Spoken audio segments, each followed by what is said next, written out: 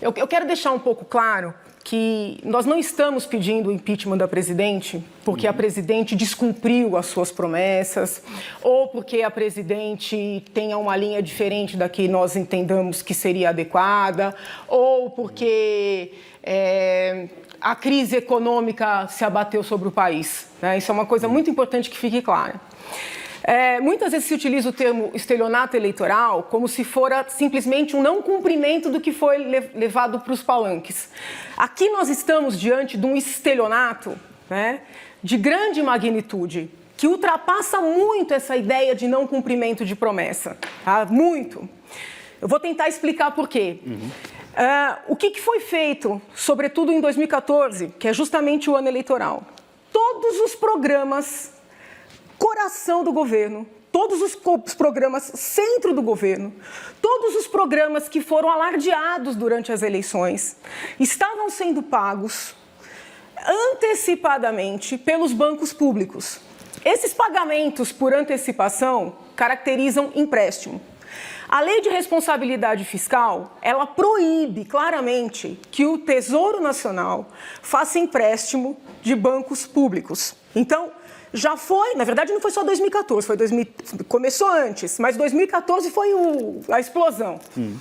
Então, durante 2014 inteiro, os programas que foram alardeados durante a eleição, Minha Casa Minha Vida, Bolsa Família e assim por diante, estavam sendo pagos por bancos públicos contra a legislação, tá? Contra a Lei de Responsabilidade Fiscal, que foi uma grande conquista de todos nós. Posso até na sequência explicar por quê. Pois bem, além da lei proibir esse empréstimo, ela proíbe que o Tesouro faça empréstimos, mesmo de bancos privados, desta forma, por antecipação, durante o ano eleitoral. Então, houve aí mais de uma afronta a essa legislação.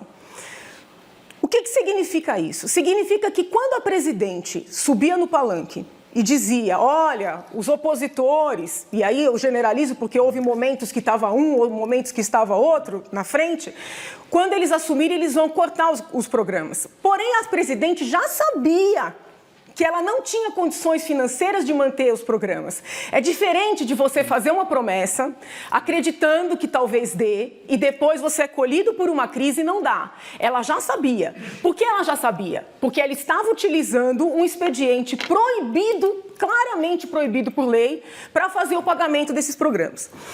Mas por que a gente pode falar com mais tranquilidade que isto é também um estelionato do seu ponto de vista técnico-jurídico?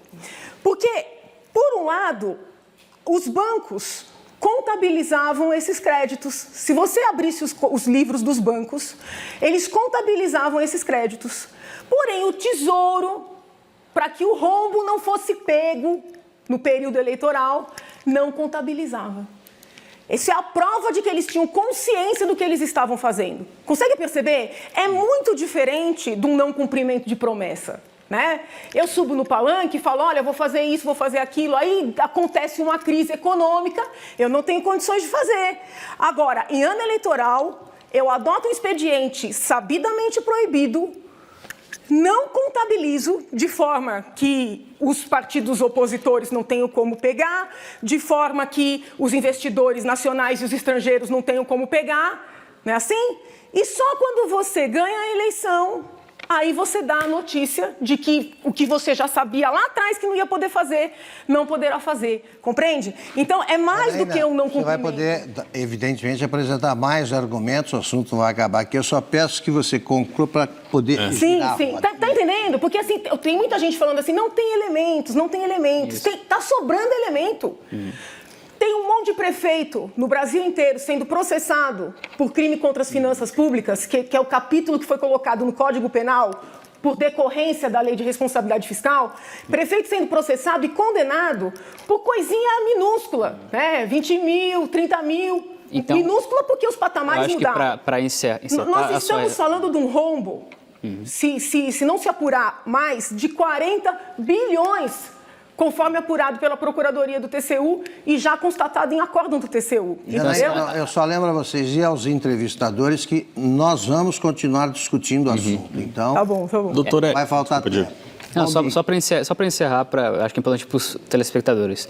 Então, o que a senhora e o doutor Hélio estão argumentando é que as pedaladas fiscais ensejam crime de responsabilidade por descumprir a lei orçamentária, o artigo... É claro, isso é claro, isso, né? entendeu? Fere Okay. o Código Penal, no capítulo que trata dos crimes contra as finanças, fere frontalmente a Lei de Responsabilidade Fiscal, a Lei 1079/50, que é a lei que trata do impeachment, que foi alterada no ano 2000, justamente pela Lei de Responsabilidade Fiscal, e fere o centro do artigo 85 da Constituição, que trata do orçamento. Então, é crime de responsabilidade e também pode caracterizar crime comum. Bom, Big. Doutor Hélio, antes...